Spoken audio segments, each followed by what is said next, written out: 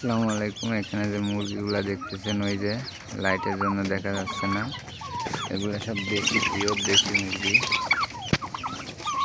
দেশি মুরগিও রাখি কারণ এই শৌখিন মুরগির যে খাবারগুলো নষ্ট হয় সেইগুলো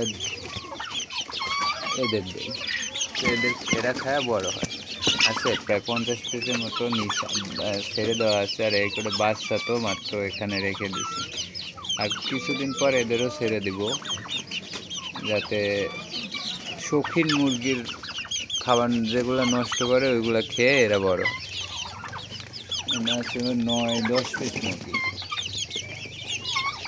আর বাইরে আছে 30-40-40টার মতো দেশি মুরগি। আপাতত শীতের দিন তো এটা হালকা পাতলা যেমন মানে যেমনি পারছি অমনি বোর্ডিং বানাইছি। তো কিছু শৌখিন মুরগি উঠবে, ওইগুলো এখানে রাখবো আর এদেরকে দেবো ছেড়ে।